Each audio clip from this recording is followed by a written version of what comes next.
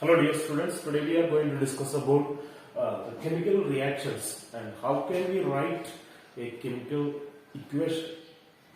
So first let us see, yesterday we already discussed that when magnesium is a metal, so when magnesium reacts with oxygen so as to form magnesium oxide. So we can represent this particular chemical reaction by using symbols or formulas of elements of compounds that are taking part in the chemical reaction. So this way of representing a chemical reaction in the form of equation using the symbols of elements. Here you can see the symbol of magnesium, that is Mg, which we already discussed last year in class 9, chapter 3 and 4. So before going through this particular lesson, you need to have a proper look at chapter 3 and chapter 4, which we studied already last year, and I have told you already how to make compounds, how to write a formula of compounds and all these things. So just have a recap, then only you will be able to continue with this topic. Okay, so for example, I will show you how to write a formula of magnesium oxide. So how do we form this particular compound, magnesium oxide? So first of all, we need to write the symbol of that particular element called magnesium. So that is Mg. Then next, what is the another element that is part of this particular compound, that is oxygen. So we will write the symbol of oxygen, that is O. The element symbol oxygen, that is O. Now we have to write the valency of magnesium just below the magnesium, that is 2. And then, what is the valency of oxygen? Yes, you are right, 2. So, what is the next step that you may be remembering? Now we need to interchange the valency of magnesium and oxygen. So, when we interchange the valency of magnesium and oxygen, what we will get? Mg2O2. Yes or no?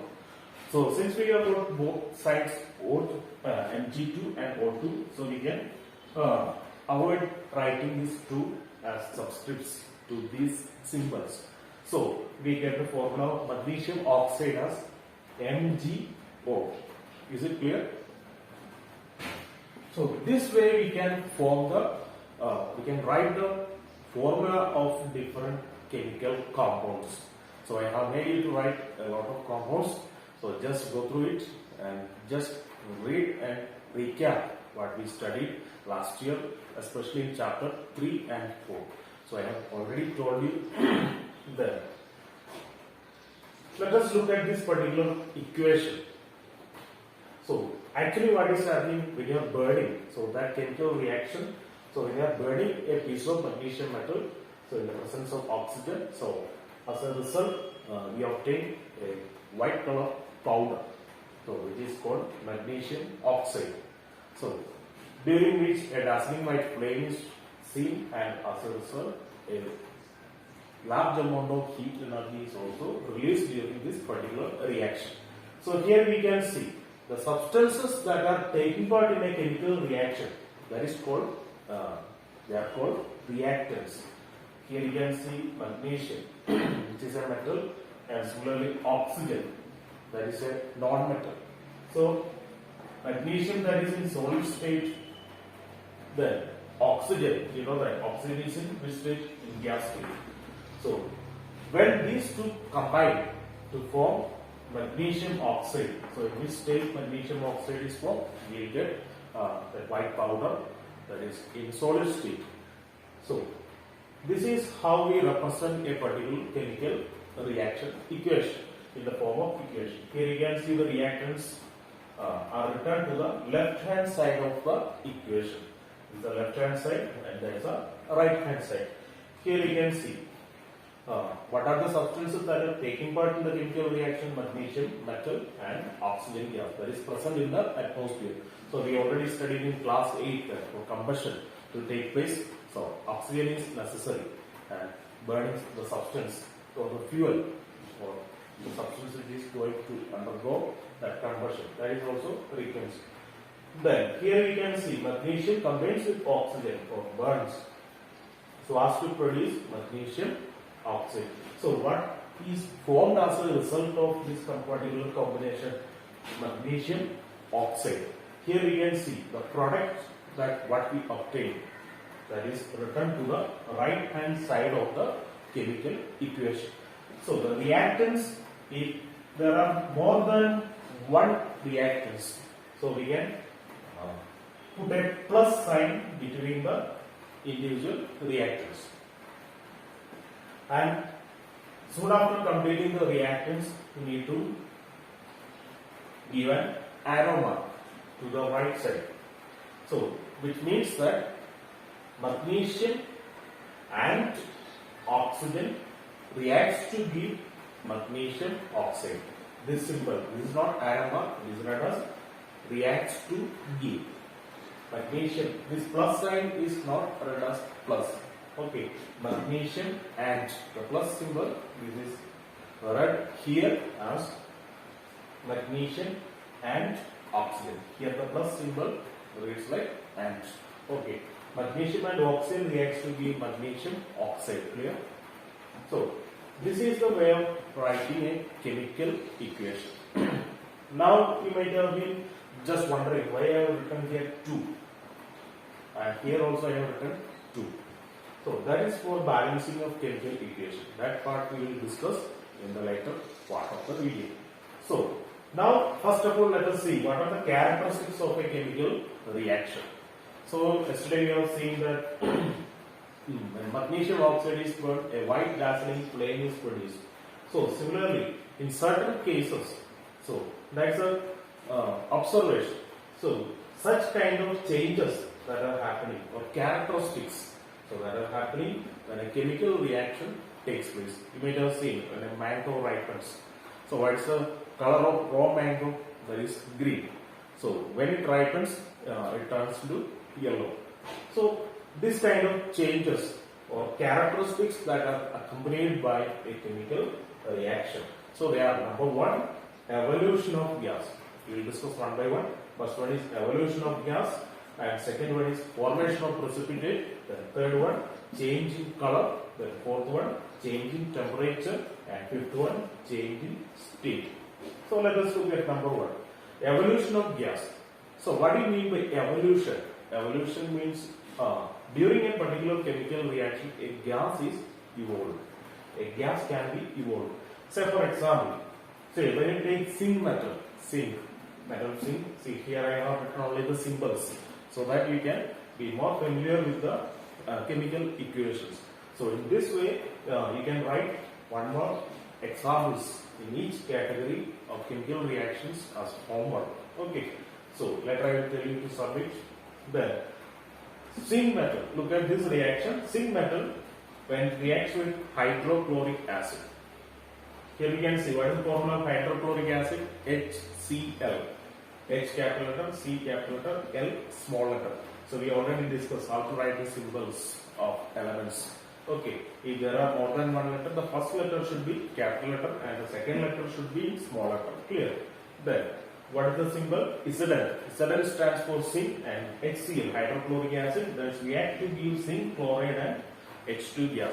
Here hydrogen gas is evolved. So yesterday in the previous video I told you that the reaction between sodium and water. So as a result hydrogen gas is evolved or released in the form of bubbles. So this bubbles, the gas that is produced here, that is hydrogen, which cannot stay inside the liquid form. Okay. So what will happen? These bubbles will get released out of the liquid, that is HCl. So actually what is happening? Zinc. Zinc is more reactive than hydrogen. So zinc will displace hydrogen and so as to form zinc chloride as well. The hydrogen gas liberated from hydrochloric acid that will be released into the atmosphere. So that is a characteristic of chemical reaction. So when this particular gas is getting evolved, we can understand that a chemical reaction has been taken place. So otherwise if you take some stone and put it in the water, then also bubbles will come out. See, that's a different thing. So that's air getting trapped in this. Okay. But here in this kind of situation, what is happening? One substance, here we can see zinc, the initial substance, the zinc and HCl, these are the reactants. They react to form zinc chloride and hydrogen gas. These are the product side. So that is written to the right hand side. So what is happening actually here? During a chemical reaction, an atom is not getting destroyed. So instead, what is happening? So it gets rearranged. The zinc now combines with chlorine. So as to form zinc chloride. The formula is ZnCl2. How ZnCl2 came? The valency of zinc we already know that 2. The valency of chlorine is 1. We just exchange the valency of zinc and chlorine. So we will get ZnCl2. So that part you may be remembering. For those who are not remembering how to write the chemical formulas, which is very essential, then only we will be able to proceed further. Okay, so just to recap it, then the second one. So why I put here an arrow mark, upward arrow mark?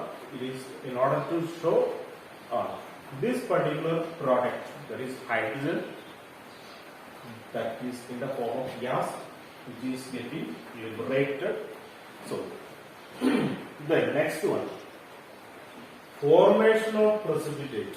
The next characteristic of a chemical reaction is formation of precipitate. So what do you mean by precipitate? Let us see first. So I will later show the reactions, then you will understand more well. Then precipitate means the substance here when lead nitrate is reacting with potassium iodide.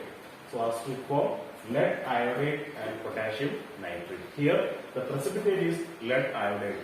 This yellow color. These are yellow color precipitate. So these are actually formed as a result of the chemical reaction between aqueous solutions of lead nitrate and potassium iodide. So we know the valency of lead is 2, nitrate, that is a polyatomic radical, its valency is 1. PbNO3, keep the bracket, then out of that twice. Then PbNO3, that's a chemical. Yesterday I told you, I shown you some chemicals. So here what is happening? Lead nitrate, which is a salt actually, we are taking few grams of lead nitrate and putting in water. So I am making this aqueous solution. So, and another substance, that is potassium iodide.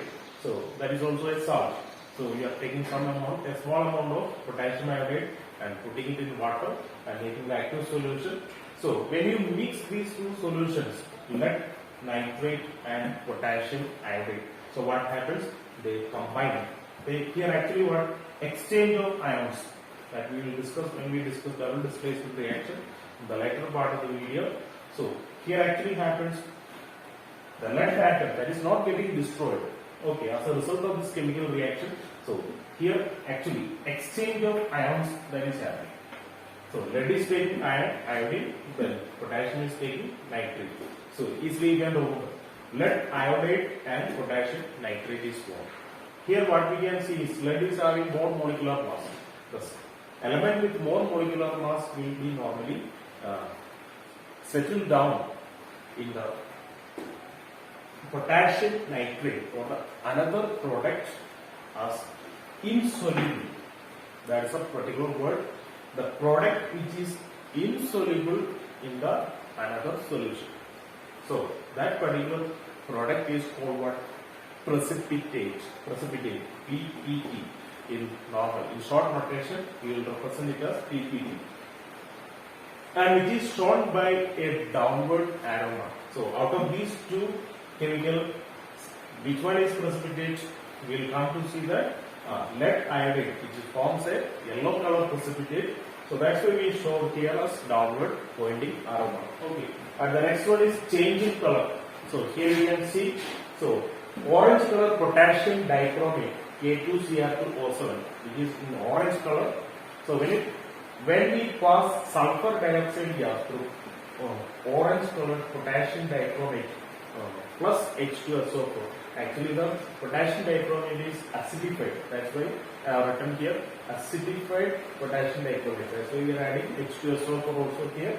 Then what happens as a result of this reaction? So here the peculiarity or the speciality of this reaction is what? Here the orange color, the reactant is what? Potassium dichromate. It is in orange color solution. So when you pass sulfur dioxide gas through acidified potassium dichromate solution, so the products formed are potassium sulfate, chromic sulfate and water. So here the chromic sulfate, the color of the chromic sulfate is green. So here we can see orange color substance now changed to green color substance. So that's another example for change in color. And the next one is change in temperature. Here you can see, for example, calcium oxide out of which this particular chocolate is made up of. So when you take calcium oxide powder, which is known as quicklime, when you add it in water, so what will form? Slated lime, calcium hydroxide. And after this particular reaction has been taken place, it will touch the bottom of the beaker and it will be little bit warm. So that means heat energy is released during this chemical reaction, which I have told you yesterday that chemical reactions are also known as what? Yes, exothermic reactions. Then the fifth one is change in state, which we can easily recognize hydrogen and oxygen. You can see hydrogen and oxygen, these two are gases. So when these two combine so as to form water, this is the balanced chemical equation for this particular chemical reaction. See, both are in which state? Gaseous state. They react to give water, which is in liquid state. So these are the major concepts regarding this particular topic, and the remaining part we will discuss. We will continue as part 1 only until I say which is part 2. Okay. So for all together, all these videos you must watch together and again. So unless and until you just understand all these topics clearly. So even though the video may be little bit faster, so you just pause it and take a screenshot of this particular part, and so that you can study it well, write it, these all reactions and take down these notes in a copy. And for each characteristics, you can write one more examples as homework, that is today's homework. So you write it down, read the chapter well and prepare yourself ready for the next class. Okay, so every day you can just go back to the previous class. Yes, you can watch, only we are providing 10 minutes video only, so that you will get more informations, and those who are weak, they can also come up, they can also come back to the study. Okay, so slowly I will be increasing the video length so that you all must work hard in order to cope up with the current situation. So the scenario, the COVID condition is rising, the cases are rising, so you need to be more careful while going out and be protected, save yourself and save the nation.